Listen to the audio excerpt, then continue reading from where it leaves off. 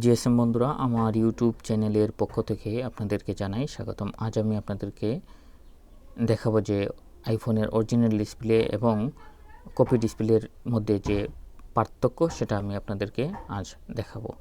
আমরা অনেক সময় ডিসপ্লে পরিবর্তন করতে যেয়ে অনেক সময় ভুল করেই থাকি। সাধারণত অনেকে বলে দেয় যে এটা ভালো অরিজিনাল, বাট পরবর্তীতে দেখা যায় যে না, সেটা অরিজিনাল ছিল না, সেটাও বাজারি বা নন ব্র্যান্ডের ডিসপ্লে ছিল।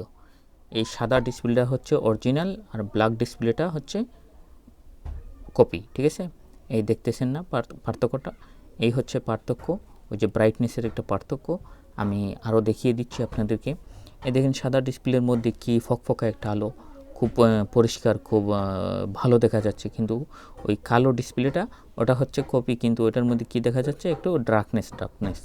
বুঝতে পারছেন? এখন আমি ওই যে ব্রাইটনেসটা কমাচ্ছি। ঠিক আছে, এই যে ব্রাইটনেস কমানোর পরেও আপনি কিন্তু অরিজিনাল ডিসপ্লের ইয়েটা দেখা যাইতেছে, কিন্তু ব্ল্যাক ডিসপ্লেটার, কপি ডিসপ্লেটার ওইটা দেখা যাচ্ছে না।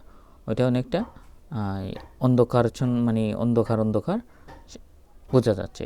সো এখন দেখেন ব্রাইটনেস বাড়ানোর পরেও ওই সাদা ডিসপ্লেটা কিন্তু অনেক ফকফকা ছিল, তো ওইটা একটু অন্ধকারের মতো একটু ইয়ে ছিল। ঠিক আছে, এই দেখেন এরপরেও কিন্তু এখন নর্মালি ডিসপ্লের মধ্যে সেটার সাদা ডিসপ্লেটার আলো কীরকম আর ওই ব্ল্যাক ডিসপ্লেটার আলোটা কীরকম। ঠিক আছে, এই দেখেন ডায়াল প্যাডের মধ্যেও আপনি দেখেন দুইটার আলো কিন্তু দুই রকম।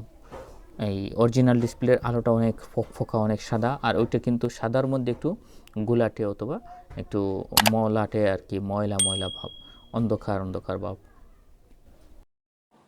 Thanks for watching my video. Please subscribe my YouTube channel.